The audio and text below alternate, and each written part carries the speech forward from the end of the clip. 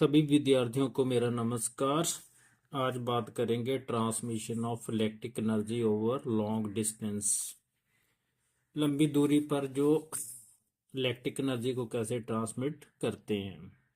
आपने अक्सर अपने घर के पास देखा होगा कि 11 केवी लाइन गुजरती है जिसमें 3 वायर्स होती हैं। आगे ट्रांसफार्मर लगा होता है, फिर एक एलटी लाइन होती है, उससे फिर तारे, 2 तारे आपके घर में चल जाती है। अगर 3 फेज सप्लाई हो तो 4 तारे जाएंगी। 3 फेज वायर्स होती है और एक न्यूट्रल वायर। जो लाइन वोल्टेज होती है ना, जब वायर जैसे इनके बीच में जो वोल्टेज होती है, 2 लाइनों के बीच में, उसे हम लाइन वोल्टेज कहते हैं। जैसे 440 वोल्ट होती है। अगर अर्थ वायर और लाइन के बीच में जो वोल्टेज हम मापते हैं ना, उसे फेस वोल्टेज कहते हैं। वो 220 वोल्ट होती है इंडिया में। तो जो लाइंस, हाँ, जो इलेक्ट्रिक एनर्जी ज़्यादा दूरी पर भेजनी हो तो हम हाई वोल्टेज पर भेजते हैं। इसका क्या कारण है, लो देखते हैं। पहले एनर्जी कैसे जनरेट होती है, कैसे ट्रांसमिट होती है, थोड़ा जहाँ फिगर से समझ लें। ये रेजरवायर, ये हाइड्रो इलेक्ट्रिक प्रोजेक्ट की बात है, जहाँ रेजरवायर है। ये पानी से जो ऊर्जा मिलती है, पोटेंशियल एनर्जी किनेटिक एनर्जी में कन्वर्ट होती है। किनेटिक एनर्जी को इलेक्ट्रिकल एनर्जी में ये जनरेटर कन्वर्ट कर देता है। जहाँ जो वोल्टेज प्रोड्यूस होती है, अगर 3 फेज जनरेटर लगा होता है तो 440 वोल्ट होगी लाइन वोल्टेज, और जो फेस वोल्टेज है वो 220 होती है। उसे स्टेप अप करके 11 केवी में, 11 केवी में से हम 33 केवी भी बना सकते हैं, 33 केवी, 66 केवी बना सकते हैं, 132 केवी बना सकते हैं, 220 केवी बना सकते हैं। अगर जितनी दूरी हम ज़्यादा दूर भेजनी है, उतने ही हम उसकी वोल्टेज को बढ़ा के भेजते हैं। तो अगर लंबी दूरी तय करनी है तो 220 केवी की लाइनें डालते हैं, 220 किलो वोल्ट। तो फिर उसे स्टेप डाउन किया जाता है वैसे ही।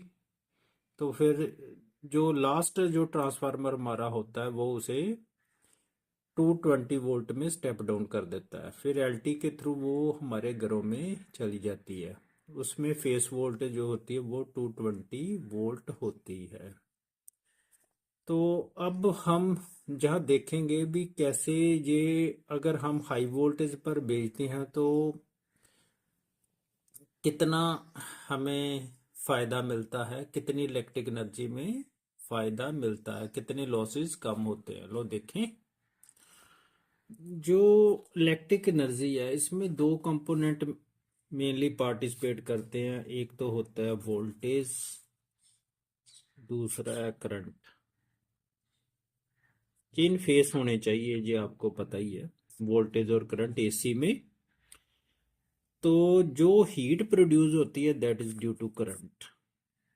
आपने हीटर भी देखे होंगे, वहाँ उधर रेजिस्टेंस बढ़ा देते हैं हम। नाइक्रोम की वायर्स बरतते हैं हीटर में, तो उसमें रेजिस्टेंस अधिक होती है, जैसे करंट बढ़ जाता है और हीट प्रोड्यूस होती है। रुकावट पड़ती है ना, तो उससे हीट प्रोड्यूस होती है। अब जहाँ हम देखते हैं पावर हमने ट्रांसमिट करनी है, हम पावर ले लेते हैं 11,000 वाट। 11 किलोवाट हो गई। वोल्टेज मान लो हमारे पास है, पहले 220 वोल्ट पर देख लेते हैं। 220 वोल्ट है हमारे पास। तो हमने इसे लॉन्ग डिस्टेंस भेजना, तो क्या फर्क पड़ता है। देखो, पावर का फार्मूला वोल्टेज इनटू करंट। जहाँ पावर फैक्टर हम 1 मान के चलते हैं, तो आई कितना है, करंट P/V। पावर है 11,000 वोल्ट बटा 220।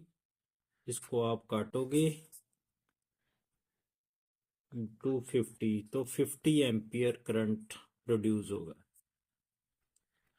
तो ये 50 एम्पियर तो बहुत अधिक करंट है। इससे क्या होगा, जो फार्मूला हमारा हीट का है ना, I²RT आपने पढ़ा होगा, स्केयर ऑफ द करंट है। अगर 50 एम्पियर करंट फ्लो करेगा वायर्स में, एक तो वायर्स को मोटा लगाना पड़ेगा, मोटी वायर यूज करनी पड़ेगी। ब्रिक यूज करोगे तो ये हीट से सड़ जानी है, तो मोटी वायर्स लगानी पड़ी, उससे क्या होगा, खर्चा अधिक होगा, एक्सपेंडिचर भी अधिक होगा ना। तो तीसरा काम है, तो हीट भी अधिक प्रोड्यूस होगी, क्योंकि heat is directly proportional to the square of current है। जहाँ 50 है, तो जहाँ देख लो अगर 50 का स्क्वायर बन जाना RT, तो ये 2500 बन गया हमारा, 2500 RT, तो इतनी हीट अधिक प्रोड्यूस होगी। तो अगर हम इसे 220 वोल्ट की जगह 220 kV पर भेजते हैं तो फिर क्या होगा, अब पावर 11,000 वाट, अब हमने जो वोल्टेज है वो बढ़ा दी है, वो 220 kV कर दिया है, तो 220,000 वोल्ट होगी।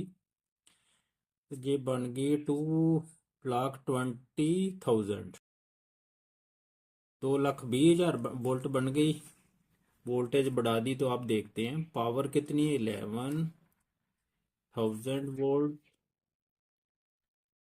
2,20,000, आप इसे काटते हैं 20,000, तो ये 1 2 3 4 शून्य कट गई हैं, 11 एकम 11, 11 दूना 1/20, इसको डेसिमल में कन्वर्ट करो तो ये बन गया 0.5 एम्पियर। देखो कितना करंट कम हो गया, जहाँ 50 एम्पियर था जहाँ रह गया 0.5 एम्पियर। अब हीट कितनी प्रोड्यूस होगी, कम करंट है तो हमें जो वायर्स है वो भी हम कम डायमीटर की यूज कर सकते हैं, थिन वायर यूज कर सकते हैं। हीट का फार्मूला आई स्क्वायर RT है, आई कितना 0.5 का स्क्वायर RT, तो हीट भी 0.25 RT प्रोड्यूस होगी। R रेजिस्टेंस है, T टाइम है, जितने टाइम के लिए फ्लो कर रही है, जो करंट फ्लो कर रहा है। तो जहाँ 0.25 RT हीट प्रोड्यूस हो रही है, जहाँ 2,500 RT हीट प्रोड्यूस हो रही है, तो जहाँ देखो कितनी ज़्यादा हीट प्रोड्यूस करेगी, इसका मतलब जो energy in the form of heat बहुत ही ज़्यादा वेस्ट हो रही है।